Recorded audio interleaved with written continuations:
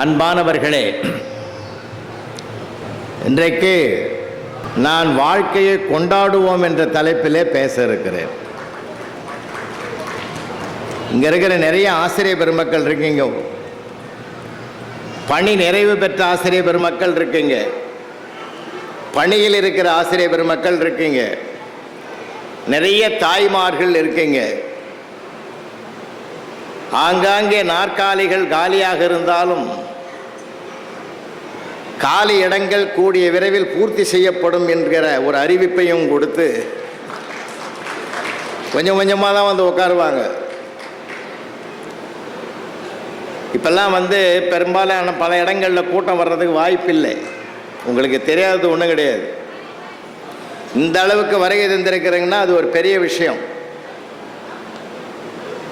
அதாவது தங்கமே அணையார் திருக்கூட்டம்னு அருட்பிரகாச வள்ளலார் பாடியிருக்கிறார். அந்த மண்ணில் நாங்கள் நிற்கிறோம்.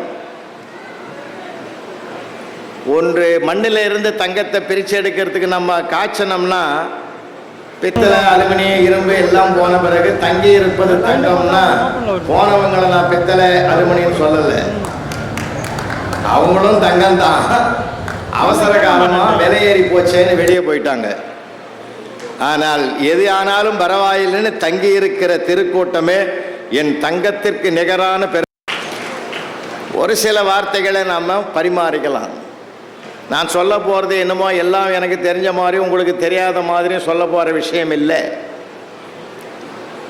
என்னுடைய எளிமை, நான் என்னை பற்றி அறிமுகப்படுத்த வந்தாங்க சகோதரியார், நான் வேணான்னுட்டேன்.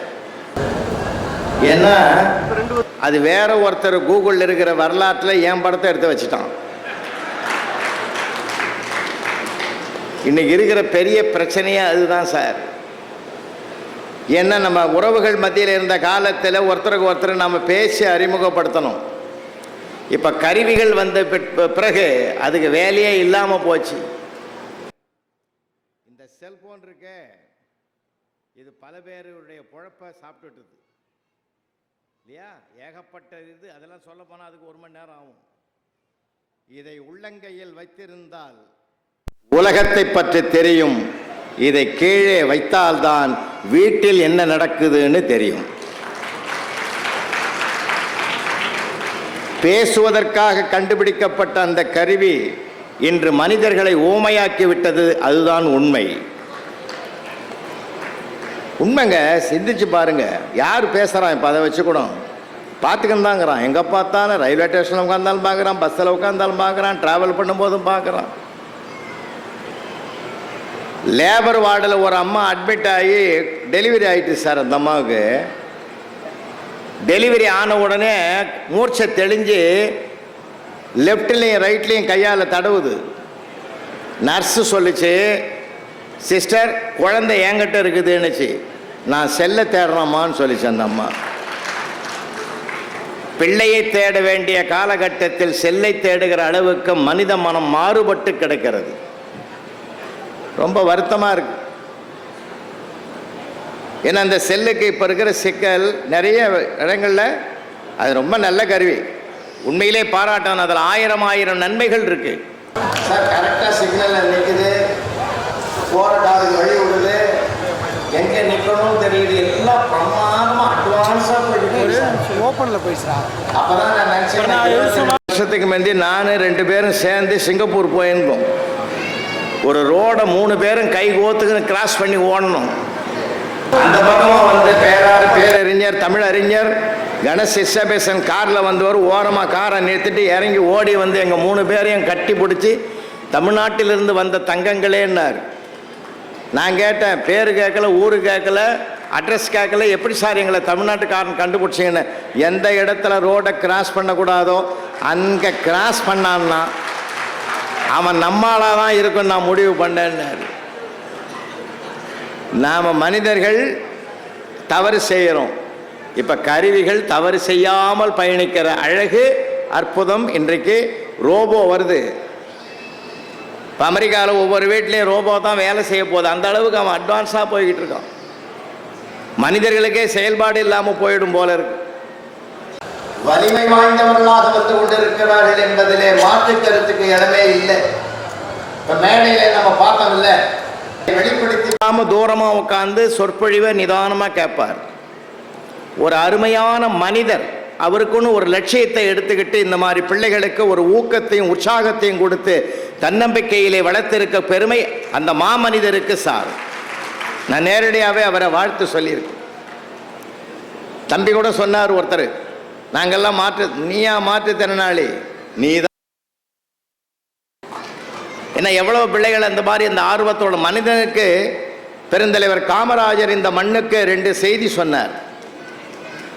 நம்ம பெருந்தலைவர் காமராஜர் கல்வி கண் திறந்தவர், பள்ளிக்கூடங்களை திறந்து வைத்த தந்தை, அது எல்லாம் இருக்கட்டும்.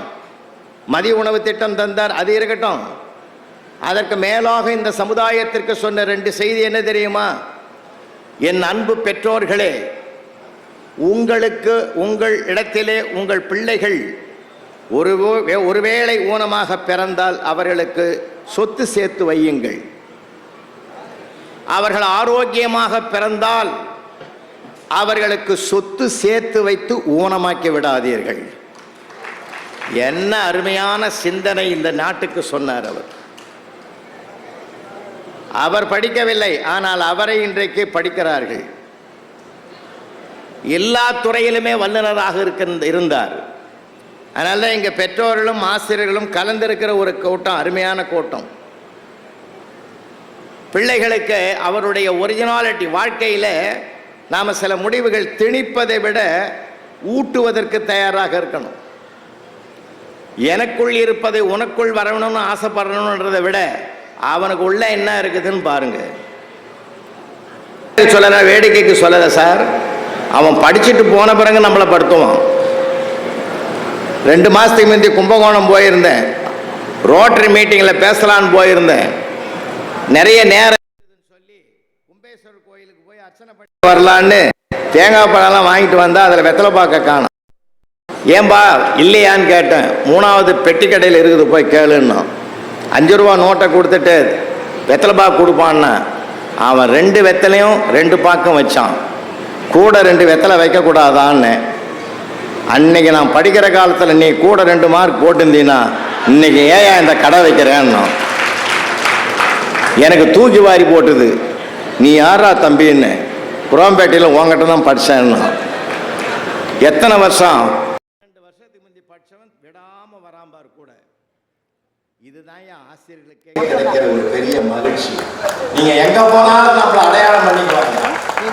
அவன் சித்தப்பா பெரியப்பா போறாங்கன்னா கண்டுக்க மாட்டான், மறந்துடுவான். ஆனா ஆசிரியர் அறிவுக்கள் திறந்த ஆசிரியரை எங்க பார்த்தாலும் நின்று மரியாதை செலுத்துகிற பெருமையை பெற்ற ஒரே இனம் ஆசிரியர் இனம் மட்டும்தான். நம்ம சந்தோஷப்படுங்க. அந்த பொறுப்புக்கு நாம அந்த ஆளாக்கப்பட்டதை பெருமையா நினைங்க, பெருமையா நினைக்கணும். அதனால்தான் இந்த பிள்ளைகளுக்கு நம்ம ஊக்கத்தையும் உற்சாகத்தையும் கொடுத்து அவனும் வாழ்க்கையில் மகிழ்ச்சியாக இருந்தால் தான் சாதிக்க முடியும். நாம் நினைக்கணும் சாதித்த பிறகு தான் மகிழ்ச்சி வரும்னு. மகிழ்ச்சியாக இருந்தால் தான் சாதிக்க முடியும். அந்த மகிழ்ச்சியை உருவாக்குகிற பக்குவத்தைக்குரிய பிள்ளைகளாக நம்ம வாழ்வியல் செய்திகளை தினம் சொல்லணும் சார். பெற்றோர்களும் சொல்லணும், பிள்ளைகளுக்கு ஆசிரியர் பெருமக்களும் சொல்லணும். ஏன்னா கருவறையும் வகுப்பறையும் தான் அந்த பிள்ளைகளுக்கு வளர்ப்பிடங்களே தவிர வேறு எந்த இடமும் கிடையாது. இன்னைக்கு இருக்கிற சிக்கல் அப்படி இருக்கு. அவனை ஆர்வம் மூட்டுங்க. நல்ல நல்ல செய்திகளை நாம தான் சொல்லணும். பைபிள்ல ஒரு வசனம் உண்டு. ஆண்டவரே நீரியம் தந்தை யாமும் குழந்தைகள். ஆண்டவரே நீர் குயவன் யாம் களிமண். ஒரு களிமண்ணை பிசைவதற்கு கூட 2 கைகள் செயல்படுகிறது. ஒரு பானை இப்படிப்பட்ட வடிவத்தில் வர வேண்டும் என்ற அந்த கலைப்பொருளை உருவாக்குவதற்கு 2 கைகளும் முயற்சிக்கிற போது ஒரு கை உள்ளே செயல்படுகிறது, இன்னொரு கை வெளியிலே இருக்கிறது. உள்ளே இருக்கிற கை அதனுடைய வடிவம் இப்படி வர வேண்டும் என்று போராடுகிறது. ஒருவேளை அது வெளிநடப்பு செய்கிற போது வெளியில் இருக்கிற கை உள்ளிருக்கிற கைக்கு ஒத்துழைப்பு கொடு என்று தட்டி கொடுக்கிறது. உள்ளிருக்கிற கைகள் தான் ஆசிரியர்கள், வெளியில் இருக்கிற கைகள் தான் பெற்றோர்கள். 2 பேரும் இணைந்தாதான் சார் ஒரு கலைப்பொருளை உருவாக்க முடியும்னா, ஒரு கலைஞனை, ஒரு அறிவாளியை, ஒரு தேசபக்தனை, ஒரு நாட்டுப்பற்று உடையவனை, ஒரு மொழிப்பற்று உடையவனை, சமுதாய பற்று உடையவனை 2 இடம்தான் கைபிடிச்சு தூக்கணும். அப்படிப்பட்ட ஒரு காலம் இப்போ இருக்கிற நேரம், சூழ்நிலை. அப்படி எல்லாமே வாழ்க்கையில் வீணாக போயிட்டானே நம்ம சொல்லக்கூடாது. சில நேரங்களில் நாம் என்ன பண்ணுறோம், தோல்வி அடைந்தவர்கள் துவண்டு விடுகிற மாதிரி சில நேரங்களில் பேசுகிறோம். பேசவே கூடாது. ஏன்னா அந்த பிள்ளைகள் பயப்படுறான். இப்போ என்ன, தாழ்வு மனப்பான்மையை விட தற்கொலை முயற்சி உலகத்திலே கிடையாது. எப்பவுமே ஒரு மனிதனை உயரத்த சிகரத்தை தொட வைப்பது எதுன்னா அவனுடைய எண்ணங்கள் தான். எண்ணங்கள் தான் ஒரு மனிதனை சிகரத்தில் உட்கார வைக்கும் சார். மகாகவி பாரதியை உயர்த்தியது எது? அவனுடைய எண்ணங்கள், பரிபூர்ண நம்பிக்கை. நாளை என்பதே நம்பிக்கை தானே சார்? இல்லை, நாளை காலை என்பதே நம்பிக்கை தானே. என்ன கேரண்டி இருக்கு? என்ன இருக்கு?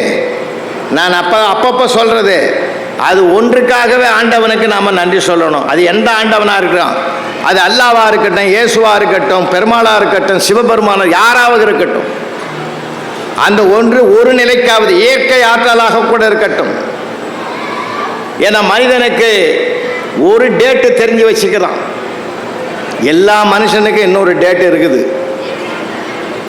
ஒரு டேட்டை நாம் எழுதுகிறோம், டேட் ஆஃப் பர்த்னு அப்ளிகேஷனில். இன்னொருத்தன் நம்ம அடுத்த டேட்டை எழுத போகிறோம். இதுக்கு இடையில் இருக்கிறதாயா வாழ்க்கையே. பிறந்த ஆண்டை போடுறோம், ஹைஃபன் போடுறோம், மறைந்த ஆண்டை போடுறோம். அந்த ஹைஃபன் இருக்குல்ல, சின்ன கோடு, அதுதான் நாம் வாழ்ந்த வாழ்க்கையின் கால எல்லையே. இதுக்குள்ள போட்டி பொறாமை, நீ யாரு நான் யாரு, நான் என்னுடைய படிப்பு ஒன்று வேலைக்கு ஆகாது. மனிதனாக வாழ்ந்த கவனுக்குத்தான் வாழ்ந்தவர் கோடி மறைந்தவர் கோடி, மக்களின் மனதில் நிற்பவர் யாருன்னு கேட்டான் பாருங்க. அதுதான் உண்மை சார். நம்முடைய வாழ்க்கை எப்படி இருக்கணும்? அடுத்தவனுக்கு ஒரு மகிழ்ச்சியை தருவது மட்டுமல்ல, அந்த வாழ்ந்த வாழ்க்கைக்கு ஒரு அர்த்தம் உள்ளதாக இருக்கணும். பொன்மனச்செம்மல் எம்ஜிஆர் அவர்கள் ராமநாதபுரத்தில் ஓட்டு வேட்டைக்கு சென்ற போது மக்கள் எல்லாம் பார்த்துட்டு கடைசியில் ஒருத்தர் சொன்னார், நேரமாயிட்டு போகலான்னும் போது, உங்களுக்காகவே ஒரு பாட்டி, 80 வயசு பாட்டி 3 மணிலேருந்து நின்றுக்கிட்டே இருக்குது வீட்டு வாசலில். இந்த பக்கமாக தான் போவார் எம்ஜிஆர், நான் பார்த்துட்டு தான் போவேன்னு நின்றுங்கிறாரு. அதனால் அந்த பாட்டியை பார்த்துட்டு போவோம். நாங்கள் சரி போகலாம் அப்படின்னு ஜீப்பை திருப்ப சொன்னார். ஜீப்பை விட்டு இறங்கி ஓடி வந்து பாக்கெட்டில் இருக்கிற பணத்தை அள்ளி, அப்படி கணக்கெல்லாம் பார்க்க மாட்டார், அள்ளி எடுத்து கொடுத்தார். பாட்டி வாங்கிக்கின்னு கண்ணீர் விட்டுது. காசு பத்தலையான்னு கேட்டார். நான் அதுக்காக அழுவலை, உங்ககிட்ட ஒரு செய்தி சொல்லிட்டு போகலான்னு தான் நின்றுங்கிறேன். அந்த நம்பியார்கிட்ட ஜாக்கிரதையாக இருக்கு. நம்பியார் நல்ல மனுஷையா, அவர் மாதிரி ஒரு ஒழுக்கமான நடிகர் கிடையவே கிடையாதுயா. அவர் வில்லனா வாழ்ந்தாரே தவிர வாழ்க்கையில் நல்லவனா வாழ்ந்தாரியா. அவர் தான் ஏன் சபரிமலைக்கு பெரிய குருசாமி. ஆனால் அந்த பாட்டி மனசில் என்னாச்சு, அவரால் இவருக்கு ஒரு கெட்டது வரக்கூடாதுன்னு நினைக்குது பத்தியா. நடிப்பில் கூட ஒருவருக்கு அவருக்கு துன்பப்படுத்தக்கூடாதுன்னு நினைக்குது பார்த்தீங்களா. இதுதான் சார் வாழ்ந்த வாழ்க்கைக்கே அர்த்தம். உலகம் நம்மை பாராட்டணும், உலகம் நம்மை பின்பற்றணும், மக்கள் நம்மளை நேசிக்கணும். அந்த நேசிக்கிற பண்பாட்டு பிள்ளைகளுக்கு சொல்லிக் கொடுத்தா தான் சார் நம்ம பெற்றோர்கள் அவன் நேசிப்பான். நாம் எங்கேயோ தப்பு பண்ணிக்கிட்டு இருக்கிறோம். இப்போ நிறைய தவறுகள் பண்ணிக்கிட்டு இருக்கோம். பணத்தை சம்பாதிக்கிற பாதையை மட்டுமே சொல்லிக் கொடுக்கிறோமே தவிர, பண்பாட்டை சம்பாதிக்கிற, மனிதநேயத்தை சம்பாதிக்கிற நடைமுறைகளை தவறிவிட்டோம். தயவு செஞ்சு இங்கே மன்னிக்கணும். உண்மை, ஒரு காலத்தில் வகுப்பறையில் அது இருந்தது சார். நீதி போதனை வகுப்பு முதன்மை கல்வி அலுவலர் இருக்கார். நான்லாம் படிக்கிற காலத்தில் நீதி போதனை வகுப்புன்னு இருந்தது. இப்போ இருக்கிற பாடங்களை நடத்துறதுக்கு நேரம் இல்லைன்றதுனால அந்த பகுதியை எடுத்துட்டு பாடங்களை நடத்துவதிலேயே முழுமையாக ஆசிரியர்கள் ஈடுபடுவதனால் அதை சொல்வதற்கு கூட நேரம் இல்லாத காரணத்தினாலே இன்றைக்கு அதை பெற்றோர்கள் கையில் எடுத்துக்கொண்டு நிச்சயமாக செயல்பட வேண்டிய காலம் இது. அவங்க மேலே இவங்க மேலே, அவங்க சொல்லலை இவங்க சொல்லலைன்னு சொல்லக்கூடாது. அப்போ நம்ம பிள்ளைகளை கூட, அதனால் நான் சொல்றது, அடிக்கடி சொல்றது, மனிதனுக்கு வாழ்க்கையை கொண்டாடி மகிழணும்னா உள்ளார்ந்த ரசனை இருக்கணும். தவறுகளே நிகழ்ந்த போது கூட அதை ரசிக்க பழகிவிட்டால் தவறுகள் கூட தானாக சரியாகும் என்பதிலே நம்பிக்கை உடையவன். எண்ணங்கள் புனிதமானால் சொற்கள் புனிதமாக வரும். எந்த ஒரு மனிதனுக்கு சொற்கள் புனிதமாக வருகிறதோ அவனால் தான் செயல்கள் புனிதமானதாக இருக்கும். அப்ப எண்ணத்துக்கும் சொல்லுக்கும் செயலுக்கும் பொருத்தம் நிறையாக இருக்கிறது. இதை போய் ஒரு விலங்கு கட்டியோ பறவை கட்டியோ எதிர்பார்க்க முடியாது. மனிதனிடத்தில் மட்டும்தான் எதிர்பார்க்க முடியும். அப்போ அவனுக்கு எண்ணம் உயரமா இருக்கணும். ஒரு செய்தி நான் உங்களுக்கு நினைவுபடுத்துறேன், கொஞ்சம் கவனமாக பார்த்து கேட்டீங்கன்னா தான் அது அதனுடைய ஆழம் தெரியும். ஒருத்தர் கேட்குறார், ஒரு டாக்டரை பார்த்து கேட்குறார், டாக்டர் உங்களுக்கு நீங்கள் ஒரு BMW கார் வாங்கணும்னா உங்களுக்கு எவ்வளோ நாள் ஆகும்? டாக்டர் சொன்னார், 1 வருடம் நான் உழைத்து சேர்த்தால்தான் BMW கார் வாங்க முடியும். சரி, ஒரு இன்ஜினியரை போய் சிவில் இன்ஜினியரை கேட்குறார், நீங்கள் BMW கார் வாங்கணும்னா உங்களுக்கு எவ்வளோ நாள் ஆகும்? 8 மாத சம்பளம் சேர்த்து வைத்தால் தான் நான் வாங்க முடியும். அப்போ 8 மாதம் கடுமையாக உழைக்கணும். சரி, ஒரு கிரிக்கெட் வீரனை போய் கேட்குறார், BMW கார் வாங்கணும்னா உங்களுக்கு எவ்வளோ நாள் ஆகும்? 1 டே மேட்ச் போதும், 1 டே மேட்ச்லேயே நான் வாங்கிடுவேன். சபாஷ். அப்போ ரத்தன் டாட்டா இருக்கிறார், ரத்தன் டாட்டாவை போய் கேட்குறான், நீங்கள் BMW கார் வாங்கணும்னா உங்களுக்கு எவ்வளோ நாள் ஆகும்? 5 ஆண்டுகள் ஆகும்னார். அவன் அசந்து போட்டான். நீனா உலக பணக்காரன், மல்டி மில்லியனரு, நீ நினைச்சா அடுத்த செகண்டே வாங்கலாம். 5 வருஷம்ன்ற, டாக்டர் கூட 1 வருஷம்னாரு, இன்ஜினியர் 8 மாசம்னாரு, கிரிக்கெட் வீரன் 1 நாளுன்னா நீ ஏன் 5 வருஷம் சொல்றேன்னாரு. அப்ப ரத்தன் டாட்டா சொன்னாரு, என்ன பேசுறீங்க? BMW கார் கம்பெனி எவ்வளோ பெருசு, அதை வாங்கணும்னா எனக்கு 5 வருஷம் ஆகும்னாரு. அவனும் ஒரு காரை நினைச்சிருந்தான், அவர் கம்பெனியே நினைச்சார். பத்தியா, பிள்ளைகளுக்கு அந்த ஊக்கத்தை கொடுங்கய்யா, உற்சாகத்தை கொடுங்கய்யா. கீழ்ப்பால் ஒருவன் கற்பின் மேற்பால் ஒருவனும் அவன் கண்படுமே. ஒரு குடி பிறந்த நல்லோ நால்வருளும் மூத்தோர் வருகை என்னாது அவருள் இளையோர் நாரும் அரசும் செல்லும் என்று சங்க காலத்து பாடிய பாடலுடைய வரிகளெல்லாம் இன்றைக்கு தமிழ்நாடு அரசு செயல்படுத்தி வருகிற ஒரு அழகை அற்புதத்தை பார்த்து கொண்டு வருகிறோம் இல்லையா? பிள்ளைகளுடைய கல்விதான் முக்கியம். அந்த கல்வியை நோக்கிய பயணம் மிகப்பெரிய வெற்றி அடைய வேண்டும் என்றால் சில நேரங்களில் தோல்வி ஏற்பட்டால் கூட தட்டி கொடுங்க. தோற்பது இயற்கை. எந்த வெற்றி பெற்றவனும் தோற்காமல் வெற்றி பெற்ற வரலாறு இல்லை.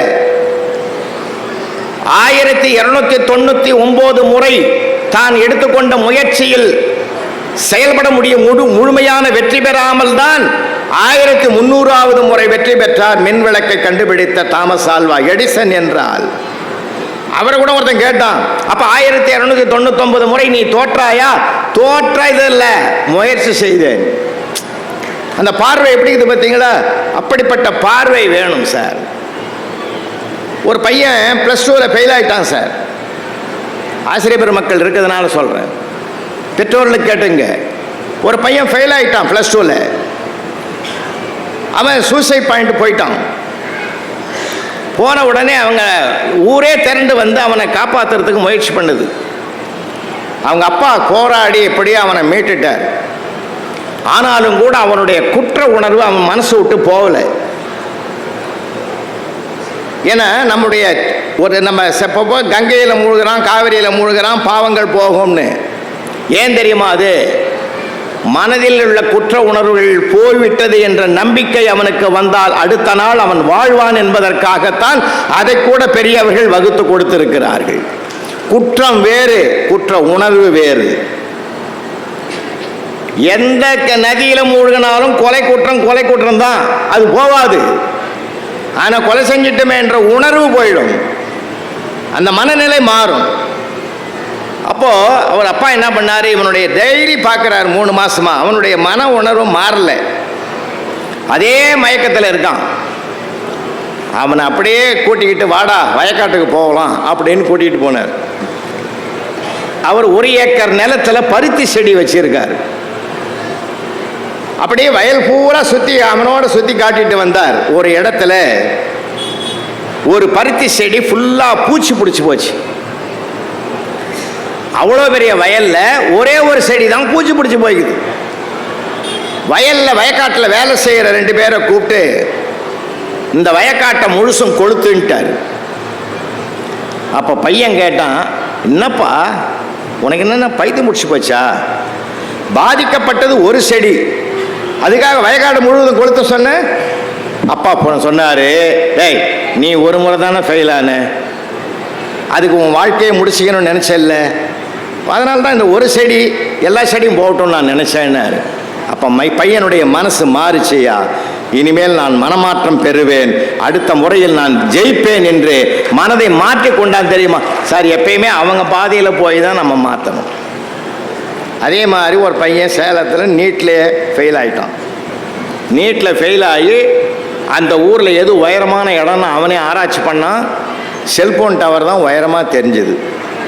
ஏற்காடு மலையை விட உயரமாக இருக்குதா இதாண்டா நினச்சி அதில் ஏறிவிட்டான் மலமலன்னு. அவன் உழுந்துட போகிறான்னு சொல்லி ஊரே திரண்டு வந்தது. அம்மா அப்பாலாம் கெஞ்சறான், வாத்தியாரங்கள்லாம் கெஞ்சறாங்க. அவன் இறங்கி முடிவை மாற்றிக்கிறதா இல்லை. அப்போ ஒரு அவனுக்கு ஃப்ரெண்டு மூச்சு இறைக்க ஓடியாந்தான். ஓடி வந்து கிட்ட சொன்னான், நண்பா எங்கே விழுந்துட்டியோன்னு நான் பயந்தண்டா, நல்ல வேளை நீ விழாமல் இருக்கிற, அமைதியாக கேள்றான் நான் சொல்கிறத. நான் வரும்போதே ஒரு பெரியவரை கேட்டேன், இந்த மாதிரி விழுந்து இறந்துட்டா என்ன ஆகும்னு கேட்டேன். அடுத்த ஜென்மம் இருக்குதுன்னு சொன்னார்ரா அவர். ஒருவேளை நீ அடுத்த ஜென்மம் எடுத்துட்டீன்னா மறுபடியும் எல்கேஜிலேருந்து படிக்கணும்டா, கொஞ்சம் யோசிடான்னா. மலைன்னு இறங்கி வந்துட்டான் சார். அவன் இவ்வளோ பேர் சொன்னப்பெல்லாம் அவன் இறங்கலை சார். இதை சொன்ன உடனே இறங்கி வந்துட்டான். அப்பா நல்ல நேரத்தில் அவன் சொன்னடா, எவன்டா மறுபடியும் எல்கேஜிலேருந்து படிக்கிறது, நம்மால் முடியும், ஒரு ஜென்மமே அழிஞ்சு போச்சுடா, நம்மால் முடியாதுடான்னு வந்தான். பார்த்தீங்களா, யாருக்கு எப்படி சொல்லணுமோ அப்படி சொல்லணும். நீங்களாம் வகுப்பறையில் நீங்கன்னா தப்பாக நினைக்கக்கூடாது. அதிகாரி நாம் படித்த பிஎட்டு எம்எட்டு ஒன்றுத்துக்கும் வேலைக்கு ஆகாது. நிஜமாக சொல்கிறேங்க, நான் அனுபவிச்சு சொல்கிறேன். நான் பிஎட்டு சைதாப்பேட்டையில் படித்தேன், எம்எட் அண்ணாமலை யூனிவர்சிட்டியில் படித்தேன். அந்த ட்ரைனிங்லாம் பயன்படுன்னு நினைக்கிறீங்களா? அதையும் தூக்கி சாப்பிட்றவெல்லாம் உள்ளகிறான் சார். அதையும் தூக்கி சாப்பிட்றவன் உள்ளே உட்காந்துங்கிறான். ரொம்ப சிரமமான காலம் அதுவும். இந்த காலம் தெரியுமா உங்களுக்கு? ஒரு வாத்தியார் கேட்டிருக்கிறார் கிளாஸில் கட்டுரை, நான் மேலதிகாரி ஆனால் அந்த தலைப்பில் கட்டுரை எழுதுறான்னுக்கிறார். 39 பேர் எழுதுறான் சார், ஒருத்தன் உட்காந்துங்கிறான் எழுதவே இல்லை. நீ ஏன்டா எழுதலைன்னாரு. என் செக்ரட்டரி வரட்டும்ட்டான் சார். அவன் முடிஞ்சு போச்சா? அப்போ அவன் அப்பயும் மேலதிகாரி ஆயிட்டான். ரொம்ப பயங்கரமான பசங்களாம், பிரில்லியண்ட்டான ஆள்லாங்கிறான் தெரியுமா கிளாஸ் ரூமில். உலக தலைவர்லாம் இங்கே இருக்காங்க சார். அதே மாதிரி பேரண்ட்டு அன்றைக்கி ஒரு அப்பா கூப்பிட்றாரு பையனை, டேய் பழனி ஓடியாடா. என்னப்பா ரெயின்போடா, என்ன பியூட்டிஃபுல், நான் இப்போ தான்ப்பா பார்த்துட்டு உள்ளே வந்தேன். ஆடா வாடா, அப்பா கூட பார்த்தா என்ன அழகாக இருக்கான், அதே ரெயின்போ தானே, நீ பார்த்துட்டு வா. வாடா, ஏன் சலிப்பாக பேசுகிற? பார் மறுபடியும் கூப்பிடுவேன், ரெயின்போ காட்டுவேன், அழகாக இருக்குதுன்னு சொல்லுவேன், ரெயின்போக்கு ஸ்பெல்லிங் கேட்பேன். நமக்கு ஸ்பெல்லிங் தகராறு, ஏதாவது தப்பாக சொல்லிட்டா 2 அடி கொடுப்பேன். இது எதுக்குயா? நீ பார்த்துட்டு வா. என்ன அட்வான்ஸாக இருக்கிறான் சார். வாத்தியார் கூட கேட்டார், சார் மாமல்லபுரம் டூர் போகிறேன், யாரா வரீங்கன்னு. ஒருத்தன் வரவே மாட்டேன்ட்டான் கடைசி வரைக்கும். ஏன்டா உடம்பு சரியில்லையா? பணம் எல்லாம் இருக்குது, நல்லா தாங்கிறேன். போய் காட்டுவீங்க. திங்கக்கிழமை ஸ்கூலுக்கு வந்தது, நீ சென்று வந்த சுற்றுலாவை பற்றி ஒரு கட்டுரை வரைங்கன்னு கேட்பீங்க. நமக்கு ஏற்கனவே தமிழ் தகராறு. இது எதுக்கு? யான் எவ்வளோ அட்வான்ஸாக போகிறான். பிரில்லியண்ட்டான பசங்களாம் நிறைய பேர் இருக்கான் சார், அறிவாளிகள் நிறைய இருக்கான், பஞ்சமே கிடையாது. இப்போ எனக்கெல்லாம் என்னென்னா, இந்த செல்ஃபோன் வந்து ஊடகங்கள் வந்து என்னென்ன இருக்குது, எல்லாமே இன்ஸ்டாகிராம் என்னென்னமோ வந்துடுது சார், இன்டர்நெட் எல்லாம் வந்துட்டு வந்தரையும் கூட அந்த பையன் திறமையாக இருக்கிறான்னா அவனை பாராட்டணும், பெருமைப்படணும். தயவு செஞ்சு மனிதனுக்கு முக்கியமானது மனம் என்பதை கற்பித்து கொடுப்போம். உங்களை நான் வணங்கி கேட்குறேன், நீங்கள் உங்களுக்கும் சொல்கிறேன், கடவுள்கிட்ட நாம் பணத்தை கேட்க வேண்டாம் ஐயா, மனசை கேட்போம். ஏன் தெரியுமா? குற்றுயிரும் குலைவுயிருமாக கிடக்கிற கர்ணன் தேர்ச்சக்கரத்திலே அடிபட்டு வீழ்ந்து கிடக்கிறான். அவனுக்கே தெரியல, ஆவி அகத்ததோ புறத்ததோ அறியேன், பாவியேன் வேண்டும் பொருளெல்லாம் நயக்கும் பக்குவம் தனில் வந்திலையால். ஐயா வேதியரே, என்னுடைய உயிர் உள்ளே இருக்கிறதா வெளியே போய்விட்டதா என்று எனக்கே தெரியாத நேரத்தில் எனக்கு யாசகம் கொடு என்று கேட்டு வந்திருக்கிறாயே. நான் வாழ்ந்த காலத்தில் ஒருவனுக்கும் இல்லை என்று சொன்ன வரலாறே இல்லை. என்னுடைய உடலிலிருந்து உயிர் பெறுகிற தருவாயில் இல்லை என்ற வார்த்தையை வரவழைத்து விடுவாயோ என்று நான் பயப்படுகிறேன். அந்த நேரத்திலையும் உயிர் துடிக்கிற நேரத்திலும் கர்ணனுடைய எண்ணம் நினைக்கிறது என்றால் அதை புரிந்து கொண்ட பெருமான் தான் கேட்டான், எனக்கு உடைய பொருள் உன்னிடத்தில் இருக்கிறது. சிரித்து கொண்டே கர்ணன் கேட்டான், கேள் கேள் கேள் தருகிறேனா, நீ செஞ்ச புண்ணியம் அனைத்தையும் தா என்று கேட்டான். பெருக்கெடுத்த குருதியை கையிலே வார்த்து, அப்படியே நான் செய்த புண்ணியம் அனைத்தும் உனக்கே சேரட்டும்னு அந்த புண்ணியத்தையும் தானம் செய்து விட்டான். பிறகுதான் கிருஷ்ண பகவான் 16,000 வடிவங்களை எடுத்ததாக வில்லிபுத்தூரார் எழுதுவார். அந்த விஸ்வரூப காட்சியை பார்த்து தரிசித்துக் கொண்டிருக்கிற கர்ணனை பார்த்து பெருமான் கேட்கிறார், உனக்கு என்ன வரம் வேண்டும் கேள். இவ்வளவு நேரம் அவன் கேட்டான், எனக்கு என்ன கொடுப்பேன்னு கேட்கறதுக்காக வந்தான். கர்ணனுடைய ரத்தம் அவன் கையில் பட்ட மாத்திரத்தில் கேட்க வந்தவனுக்கும் கொடுக்க வேண்டும் என்ற எண்ணம் வந்துவிட்டது என்றால் அதுதான் வள்ளல் கர்ணனுக்கு இருக்கிற மிகப்பெரிய மகத்துவம். அவன் மாறிட்டான். சில இடங்கள்ல மாறுவாங்க, இல்ல மாறிட்டான். என்ன வேணும் கேளுன்னாரு. அவன் வாழ்ந்த காலத்தில் தாயார் என்று தெரியாது, தந்தையார் என்று தெரியாது, உறவுகள் யார் என்று தெரியாது. ஆனால் அதிரதன் என்ற தேர்ப்பாகனுடைய வீட்டில் வளர்ந்த அவமானத்தினாலேயே தலைகுனிந்து வாழ்ந்த வாழ்க்கை வரலாறு அடுத்த பிறவியில் எனக்கு மாற வேண்டும் என்ற வரத்தை அவன் கேட்கவில்லை. என்ன வரம் கேட்டான்? கோடிக்கணக்கான செல்வங்களை எனக்கு கொடுன்னு கேட்கல. இல்லை என்று வந்தவர்க்கு இல்லை என்று சொல்லாத இதயத்தை கொடு என்று தான் கேட்டான். ஏன் தெரியுமா? பணத்தை நான் சம்பாதிச்சுக்குவேன், இதயத்தை என்னால சம்பாதிக்க முடியாது. கொடுக்கணுன்ற எண்ணத்தை கொடு, அது போதும்னா. வந்த கண்ணனுக்கே கண்ணீர் விட்டு அழுதான் என்று வரலாறு பாரதம் பேசுகிறது என்றால், அன்புக்குரியவர்களே, மனதை முன்னிறுத்துவோம், பணத்தை பின்னிறுத்துவோம். ஏன்னா இன்னைக்கு பிரபஞ்சமே பணவேட்டைக்காக ஓடிக்கொண்டிருக்கிறது. சார், நான் 4 நாளைக்கு முந்தி மூத்த குடிமக்கள் ஹோமில் போய் பேசினேன் சார். 350 மூத்த பெருமக்கள், எல்லாமே above 70. அதில் மேக்சிமம் 75% பிள்ளைகள் அமெரிக்காவிலும் ஆஸ்திரேலியாவும் இருக்கிற பிள்ளைகளுடைய தகப்பனார் தாய். நான் என்ன கேட்குறேன், எனக்கு இந்த சமுதாயத்தின் மேலே என்ன வாழ்க்கை வாழறான்னு எனக்கு ஆச்சரியமாக இருக்குது. யாரையாவது கேளுங்க, என் பிள்ளை அமெரிக்காவில் இருக்கான், என் பிள்ளை ஆஸ்திரேலியாவில் இருக்கிறான், போயா மண்ணு. கடைசி காலத்தில் உனக்கு மாத்திரை வாங்கி கொடுக்கறதுக்கு, மருந்து வாங்கி கொடுக்கறதுக்கு ஹாஸ்பிட்டலுக்கு உன் கூட வந்து, அப்பா மாத்திரை சாப்பிட்டியா, வேலைக்கு சாப்பிட்டியான்னு கேட்காத புள்ள அமெரிக்காவில் இருந்தான்னா ஆஸ்திரேலியாவில் இருந்தான்னா ஐயா, தவிர்க்க முடியாதது தான். கொஞ்ச நாளைக்கு வாழ்ந்துட்டு வந்துரு. எங்க இருந்தாலும் வாழலாம் சார், எங்க இருந்தாலும் வாழலாம். நான் ஒன்றை சொல்லட்டுமா? ஒரு கார்ல பயணம் பண்றாரு பெரிய கோடீஸ்வரர் சார். BMW கார்ல, ஆடி கார் போறாரு. ஆனா மாரெல்லாம் வலிக்குது, மாத்திரையை சாப்பிட்டுட்டு எந்த வலி என்ன ஆகுமோ ஏதாகுமோன்னு துடிக்கிறாரு. ஆனா பழைய பாட்டை போட்டுக்கிட்டு டிரைவர் ஆனந்தமா அந்த காரை ஓட்டுறாரு. நான் கேட்குறேன், அதிர்ஷ்டமான வாழ்க்கை அந்த முதலாளிக்கா, அதை ஆனந்தமாக போகிற டிரைவருக்கா? கொஞ்சம் யோசிப்போம். நாம் வாழ்க்கை என்பது பணத்தில் அல்ல, மனதில் தான் இருக்கிறது. அந்த மனசு தான் சார் வேணும் மனிதனுக்கு. அதைத்தான் நான் சொல்லணும்னு ஆசைப்படுறது காரணம்.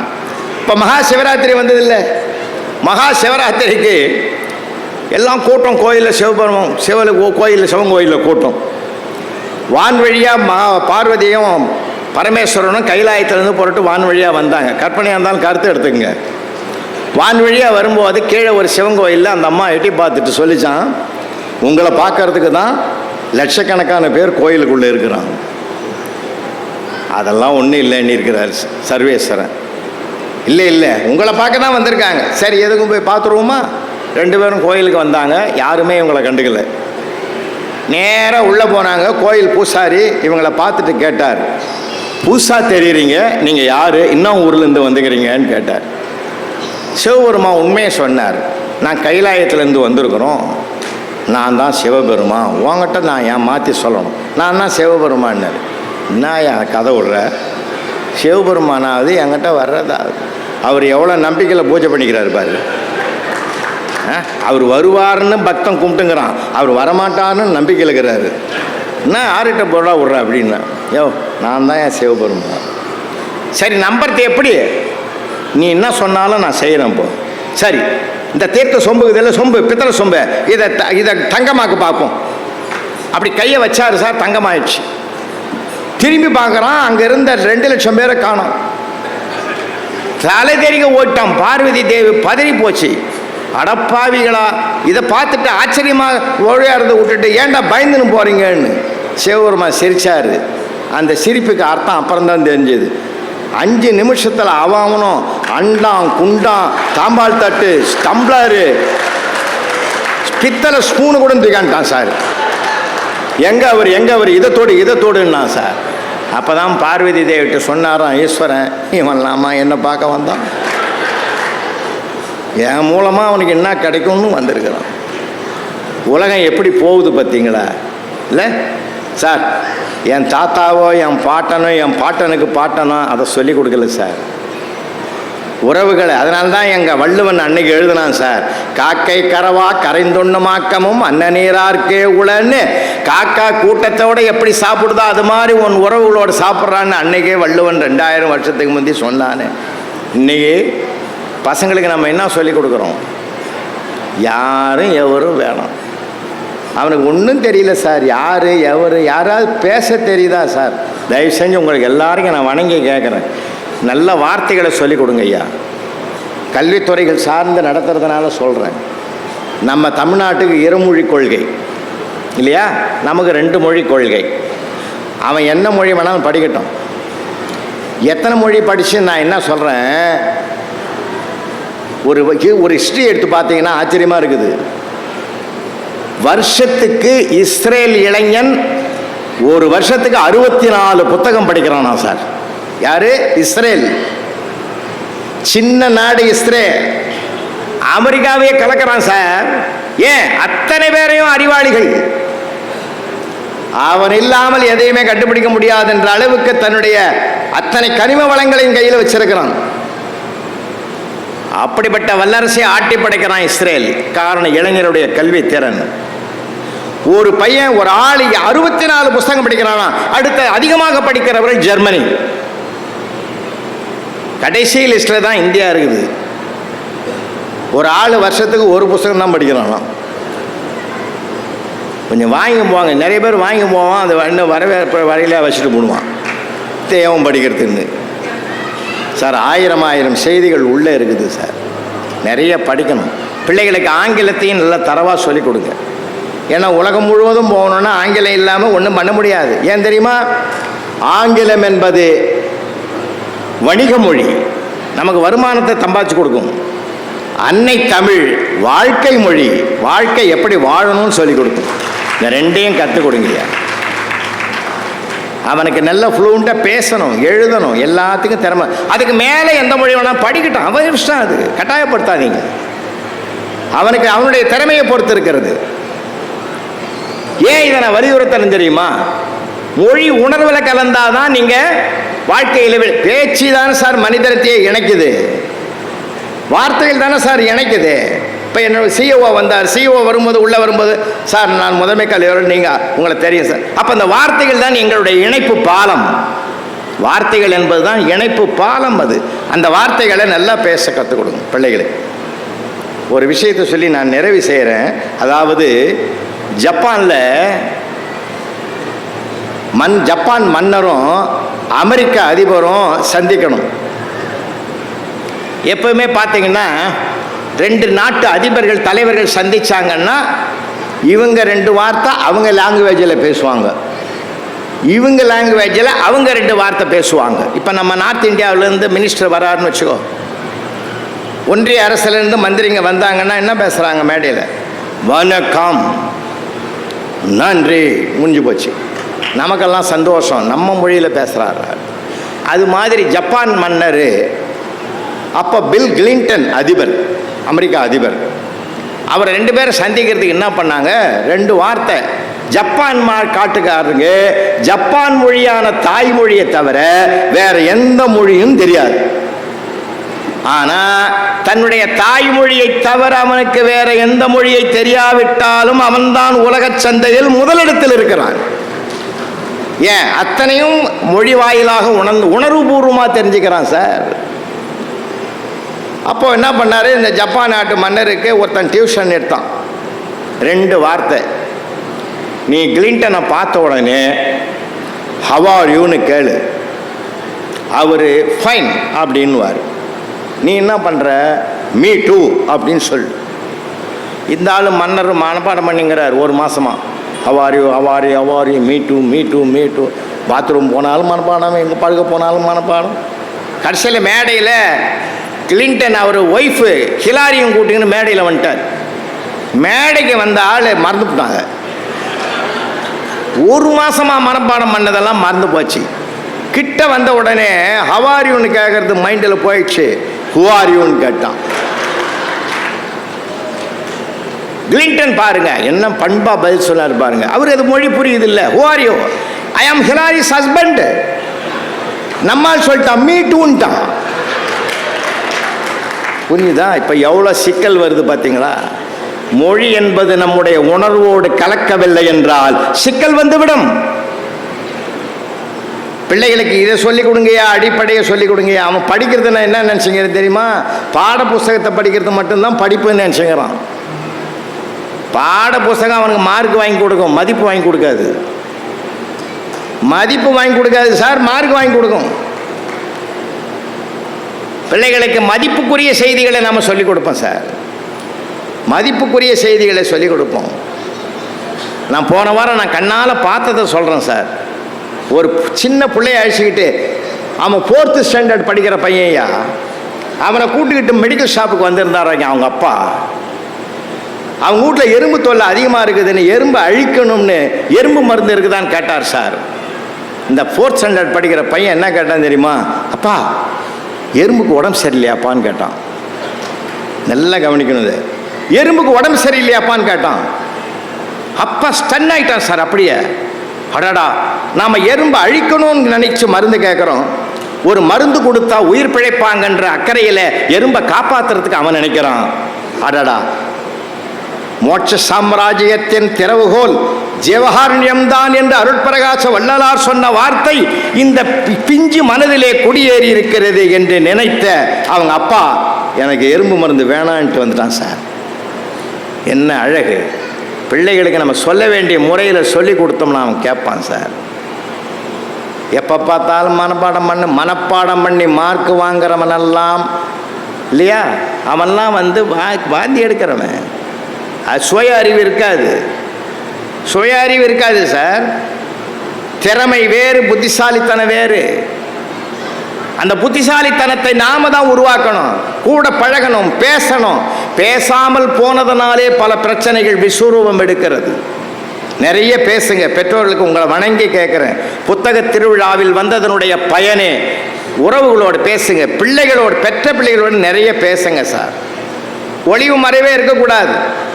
அந்த பேச்சு வார்த்தை தான் அவர்களை பெரிய சிக்கலிலிருந்து காப்பாற்றும். ஒரு காலத்தில் தாத்தாவும் பாட்டியும் பிள்ளைகள் பேரம் பிள்ளைகளோடு பேசினாங்க. இப்போ அது கூட வாய்ப்பு இல்லாமல் கிடக்கிறது. அதனால் உங்களுக்கு நான் வணங்கி கேட்குறேன், நிறைய விஷயங்கள் உணர்ச்சி வசப்படுகிற போது பேசாமல் மௌனமாக இருந்தாலே மகிழ்ச்சி. வாழ்க்கையை சிறப்பாக வாழணும்னா 2 ஆயுதம் வேணும்யா. எதிரிகளை அழிப்பதற்கு 1000 புற ஆயுதங்கள், அக ஆயுதங்கள் 2. மௌனம், புன்னகை 2 ஆயுதங்களை தவிர உலகத்தில் எந்த ஆயுதமும் இல்லை. மகிழ்ச்சியாக மௌனம். சில நேரங்களில் எதிரிகள் தாக்குகிறாளா வார்த்தைகளாக, மௌனமாக இருங்க. உரியவர்கள் தாக்குகிறார்களா, சிரித்துக்கொண்டே இருங்க. இந்த 2மே உங்களை தான் வெற்றி அடைய வைக்குமே தவிர எதிரிகளை வெற்றி அடைய வைக்கவே வைக்காது. இந்த 2 ஆயுதங்களை பெரியவர்கள் நமக்கு சொல்லிக் கொடுத்த பாடம். இன்னொன்று நிறைவாக சொல்வது மட்டும் நாம இருக்கக்கூடாது, செயல்பாட்டுக்கும் உரியவர்களாக நாமே இருக்கணும். அன்புக்குரியவர்களே, உணர்ச்சி வசப்படுகிற போது, மன அழுத்தம் மேலோங்குகிற போது தயவு செய்து பேசாமல் இருந்தாலே பிரச்சனைகள் வரவே வராது. மௌனத்தை அப்பொழுது உறுதியாக கடைபிடிக்க வேண்டும். ஏன்னா ஹாஸ்பிட்டலே நான் பார்த்துருக்கிறேன். நான் போகிறேன் ஒரு பெரிய ஆஸ்பத்திரி, ரிசப்ஷனில் ஒரு ஆள் உட்காந்துக்கிறான் என் பக்கத்தில் தான். ஆப்ரேஷன் தியேட்டர்லேருந்து டாக்டர் வெளியில் வர்றார். ஏதோ அவர் வாங்கி வச்சிருந்த ஒரு ஸ்கேன் மிஷினு 2 கோடி ரூபாய் போலகுது. ஆப்ரேஷன் பண்ணுற நேரத்தில் அது சரியாக ஸ்கேன் ஒர்க் ஆகலை. டென்ஷன் ஏறி போய் கோவத்தில் வெளியில் வராரு. அந்த நேரம் பார்த்து என் பக்கத்தில் உட்காந்துக்கிறவன் அடுத்த வாரம் அவர்கிட்ட தான் ஆப்ரேஷன் பண்ணிக்கிறதுக்கு அப்பாயின்மெண்ட் வாங்கியிருக்கிறான் போலது. அவரை பார்த்துட்டு சந்தோஷத்தில் ஓடி போய், என் தெய்வமே வணக்கம், அடுத்த வாரம் உங்ககிட்ட தான் ஆப்ரேஷன் பண்ணிக்க போகிறேன், நான் ஆப்ரேஷனுக்கு பிறகு எப்படி இருப்பேன் அப்படின்னா அவர் கோபத்தில் சொன்னார், நீ எப்படி இருப்ப?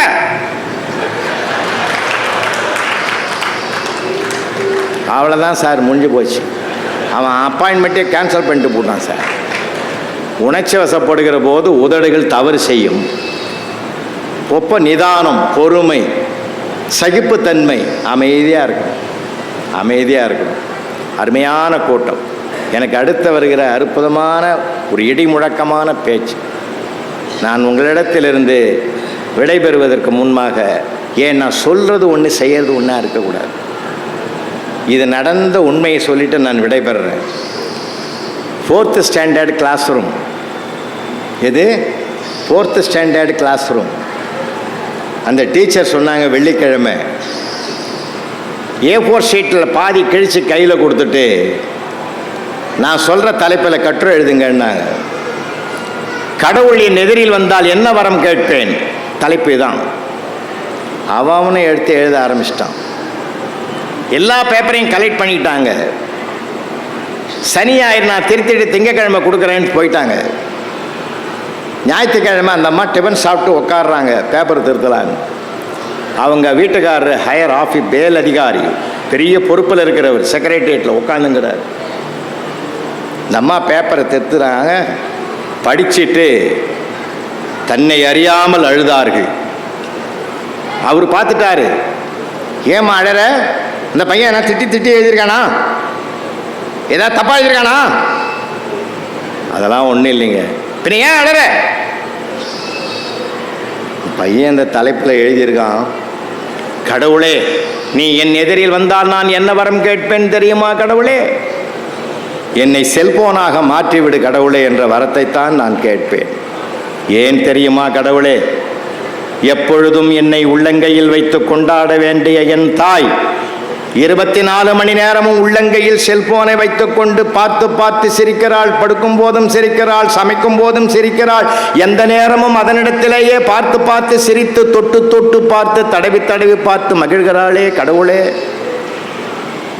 ஒருவேளை நீ என்னை செல்போனாக மாற்றிவிட்டால் இந்த பாக்கியம் எனக்கு கிடைக்கும் அல்லவா? அதனால் தான் என்னை செல்போனாக மாற்றிவிடு என்று வரம் கேட்கிறேன் கடவுளே.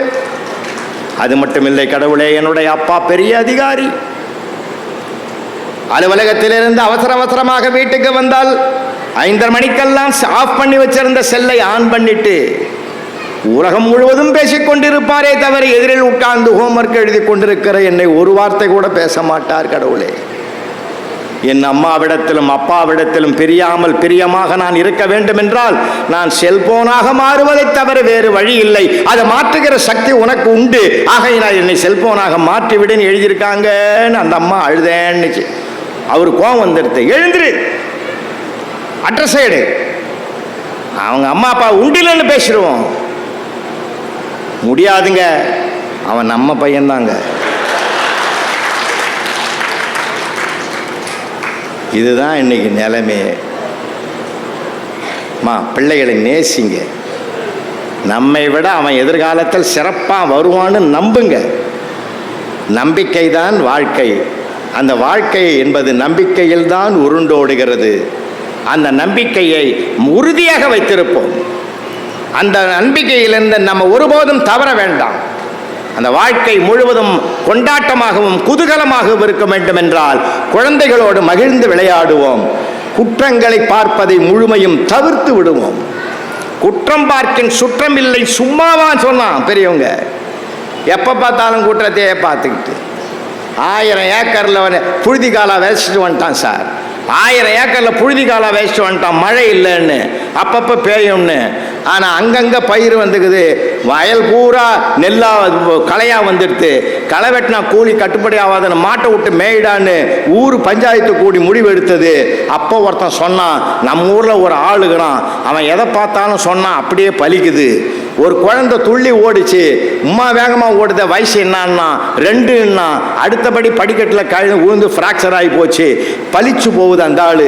அவனை கூப்பிட்டு உட்கார வச்சு மேலதாளத்தோடு வடபாயத்தோடு சோறு போட்டு மலை மேலே உட்கார வச்சு 1000 ஏக்கரையும் பார்க்க சொன்னான். உம்மா புல்லான்னு அவன் வாயில் வந்தா புல்லெல்லாம் செத்து விடும்டா, இருக்கிற பயிருக்கு களை வெட்ட வேண்டிய வேலை இருக்காதுன்னா.